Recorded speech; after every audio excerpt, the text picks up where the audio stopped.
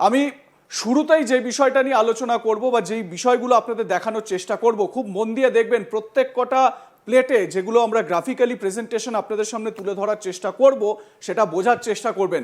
আমি তার আগে একটু আর কে স্যারের কাছে আসি। স্যার, এই যে তত্ত্বটা আমরা এখন দেখতে পাচ্ছি, এর পেছনে তো একটা ষড়যন্ত্র রয়েছে। মানে এত সহজে তো এরকম নয় যে একটা জায়গার জনসংখ্যা বা সেই ডেমোগ্রাফি চেঞ্জের পথে, বা হঠাৎ করে এই যে বিজেপি যে অভিযোগগুলো করছিল ভোটের আগে যে পশ্চিমবঙ্গের ডেমোগ্রাফিকে চেঞ্জ করার চক্রান্ত, আপনি প্রাইমারি এটাকে কিভাবে দেখছেন? আপনার মানে ওভারঅল ভিউটা একটু জানতে চাইবো। দেখুন, সব থেকে প্রথম এটা যেটা ডেমোগ্রাফিক চেঞ্জ হয়েছে এটাই সৎ, এর মধ্যে কোনো আপনার সন্দেহ হওয়া উচিত নয়। That is point one. আমি বলছি আপনাকে কিভাবে আমরা ধরতে পেরেছি বা কিভাবে ধরা যায়। একটা স্যাম্পল রেজিস্ট্রেশন সার্ভে হয়, এটা মানুষ জানে না। আপনার বাড়িতে যদি কারো জন্ম হয়, আমার বাড়িতে যদি কারো মৃত্যু হয়, রাইট, এই রেজিস্ট্রেশন হয়, ওটা ডাটাগুলো কোথায় যায়? এই ডাটাগুলো স্যাম্পল রেজিস্ট্রেশন সার্ভেতে যাচ্ছে, আর ওখান থেকে আমরা বুঝতে পারছি কত লোক মারা গেল, কত লোকের জন্ম হয়েছে, আর ওর মধ্যে একটা আমরা রেশিও বের করি, মর্টালিটি রেট, অনেকগুলো ডাটাগুলো ওখান থেকে আমরা বের করি। এটা স্যাম্পলিং হয়। দ্বিতীয় জিনিসটা আছে সেন্সাস। 1950 থেকে 2011 পর্যন্ত প্রত্যেকটা 10 বছরের পর আমাদের সেন্সাস হয়েছে। 2011 ইজ দ্য লাস্ট। তা আমরা যখন 2021-এ হওয়ার ছিল, কোভিডের সময় সেই কারণে হতে পারেনি, সেই সেন্সাস এখনো আটকে রয়েছে। আমরা যে ডাটা নিয়ে কথা বলছি বা আমাদের জনসাধারণ যেটা নিয়ে কথা বলছে, ওটা 2011 সেন্সাসের কথা বলছে, রাইট? কিন্তু 2000-এর সেন্সাস পর 2026, 15 বছর আরও হয়ে গেছে। এই 15 বছরের মধ্যে কি তফাৎ আপনি কি করে বুঝবেন? কেন যে সাধারণ মানুষের কাছে ওই আপনার যে স্যাম্পল রেজিস্ট্রেশন যেটা আছে, সার্ভে যেটা আছে, যার মধ্যে মৃত্যু কত লোক হয়েছে, কত জন্ম হয়েছে, কী এক্সপেক্টেন্সি আছে, এটা আপনাদের কাছে নেই। এটা মিনিস্ট্রি অফ হোম অ্যাফেয়ার্সের ডাটাতে আছে। এটা সবাই ডিস্ট্রিক্টকে দিতে হয়, সবার কাছে একটাই আছে কি আমার এত পপুলেশন ছিল, এত আছে।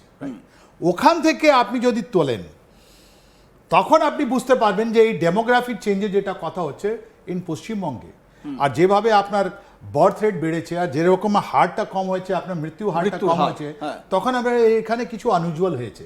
কেন এত লোক কি করে বাড়লো ওখানে, রাইট? That is point. দ্বিতীয়, আমাদের যে ইলেকটোরাল আছে, ওটা তো আপডেট করতে হবে প্রত্যেকটা ইলেকশনে। তাহলে ওখানে যারা ভোটার লিস্ট আছে, ওর মধ্যে কত লোক ঢুকেছে, কত লোক বাদ গেছে, এই প্রথম এসআইআর হলো। নাহলে আজ পর্যন্ত হতো কে, মানে 2002-এর পর এই হলো এসআইআর হলো। নাহলে কথা কি বলা হতো কি সবাই নাম ঢুকে দে, সবাইকে ইলেকশন, আমাদের একটা ডেমোক্রেটিক প্রসেসে ওদের পার্টিসিপেট করা, এই যে ভারতীয় নাগরিক হিসাবে আমরা দেব, রাইট? তো আপনি যখন এই তিনটে document, census 2011, sample registration survey, আপনি দেখবেন ministry of home affairs, government of ইন্ডিয়ার আপনি দিতে পারেন, ওটা গ্র্যানুলার আছে। তার মানে ওখান থেকে আপনাকে, মানে যেহেতু আমরা স্ট্যাটিস্টিশিয়ান নয়, আমরা একটা সাধারণ লোক, কিন্তু আমরা জানতে চাই তাই আমাদের রিসোর্সেসগুলো কোথায় যাচ্ছে, আমাদের পয়সাগুলো কোথায় যাচ্ছে, আমাদের ডেভেলপমেন্টগুলো কোথায় যাচ্ছে। ওখান থেকে ওরা ডিসাইড করে কি একটা ডিস্ট্রিক্টে কত ডেভেলপমেন্ট পয়সা দিতে হবে, কত লোক, কত হসপিটাল হবে, কত কি হবে, সব কত আপনার স্কুল হবে, কত টিচার হবে, এসব ওখান থেকে বোঝা যায়। স্যাম্পল রেজিস্ট্রেশন প্রত্যেক বছর হয় এটা। যেটা second and third is the voter list, right? Voter list, এই তিনটে যদি আপনি মিলিয়ে যদি দেখবেন, একটা জিনিস, একটা প্যাটার্ন দেখা যাচ্ছে। 2011-তে আপনি তো পুরো পশ্চিমবঙ্গে আপনি অ্যানালিসিস করতে পারেন, তারপরে আপনি ডিস্ট্রিক্ট ওয়াইজ করতে পারেন। আমি একটু মানে আমরা শুধু একটা ডিস্ট্রিক্টের একটা স্যাম্পল শুধু নিয়েছি, মুর্শিদাবাদ, যেই জেলাটা পশ্চিমবঙ্গে সব থেকে বেশি মুসলিম অধ্যুষিত এবং সব থেকে বেশি মুসলিম জনসংখ্যার যে জেলা, সেটা হচ্ছে মুর্শিদাবাদ। এই মুর্শিদাবাদ জেলার ডেটাটা, যে স্যাম্পল সাইজের কথা আমরা এক্ষুনি আলোচনা করছিলাম, সেটা এক এক করে গ্রাফিক্স প্লেটের মাধ্যমে আপনাদের দেখাবো যে এই মুর্শিদাবাদ জেলায় মুসলিম সংখ্যা কিভাবে বৃদ্ধি পেয়েছে, স্বাধীনতার পর থেকে কি অবস্থা। একবার প্রথম গ্রাফিক্স প্লেটটা একটু দেখাই। সংখ্যালঘু সম্প্রদায়ের, এই দেখুন মুর্শিদাবাদের মোট জনসংখ্যা 2011-র যে জনগণনা সেন্সাস, সেই অনুযায়ী মুর্শিদাবাদের মোট জনসংখ্যা এই মুহূর্তে 71,03,807। এবারে এর মধ্যে মুসলিম জনসংখ্যা হচ্ছে 47,07,573, 47,07,573, জেলার মোট জনসংখ্যার 66.27%। এবারে আপনাদের জানিয়ে রাখি, আমরা এই মানে 2011-র পর এতগুলো বছর পেরিয়ে গিয়েছে, 15 বছর হয়ে গিয়েছে, আমরা যদি এই মুহূর্তের ডেটা দেখি, যারা ডেটা অ্যানালিসিস করেন তারা বলবেন যে এই সংখ্যাটা মুসলিম জনসংখ্যা 70% ক্রস করে গিয়েছে বা 70%-এর জায়গায় গিয়ে পৌঁছেছে। এইবারে এই মুর্শিদাবাদ জেলাতেই হিন্দু জনসংখ্যা কত দেখুন, হিন্দু জনসংখ্যা হচ্ছে 23,59,061, 23,59,061। জেলার মোট জনসংখ্যার মাত্র 33.21%, মানে মুর্শিদাবাদ জেলায় সংখ্যালঘু আসলে হিন্দুরা। আমি বারবার বলছি, জেলাওয়ারি একটা ডেটা আপনাদের দেখাচ্ছি, মুর্শিদাবাদ যেটা সংখ্যালঘু অধ্যুষিত জেলা সেই জেলার ডেটা দেখাচ্ছি। মুর্শিদাবাদে সংখ্যালঘু হচ্ছে হিন্দু জনসংখ্যা বা হিন্দুরা। 2011-র গণনা আপনাদের দেখাচ্ছি, 71,03,807 জন মানে জনসংখ্যা মোট ছিল, তার মধ্যে মুসলিম কত, হিন্দু কত। এবারে আরও একটু স্পেসিফিকভাবে আমরা আলোচনা করার চেষ্টা করি বা আরও একটু স্পেসিফিকভাবে দেখার চেষ্টা করি। 1950 মানে আপনারা জানেন 1951 থেকে 2011 এই হচ্ছে সেন্সাসের বছর।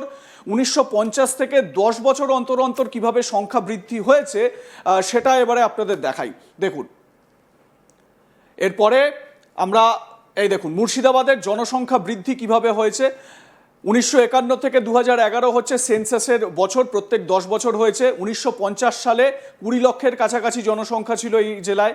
1960 সালে 20 লক্ষের বেশি, 30 লক্ষের কম ছিল জনসংখ্যা। 1970 সালে 30 লক্ষ জনসংখ্যা ছিল মুর্শিদাবাদে। তারপর এর পরের প্লেটে আমরা দেখব, দেখুন 1980 সাল 30 লক্ষের বেশি, 40 লক্ষের কম জনসংখ্যা। 1990 সালে 50 লক্ষের কাছাকাছি ছিল জনসংখ্যা। 2000 সালে 60 লক্ষ ছিল জনসংখ্যা। 2010 সালে 70 লক্ষ, 2010 সালে 70 লক্ষ। এবং তারপর 2011 সালের একটা ডেটা আপনাদের আমি তুলে ধরছি, যেটা অলরেডি অ্যাভেলেবেল, ইজিলি আপনারা দেখতে পারবেন সরকারের যে কোনো সাইটে গিয়ে।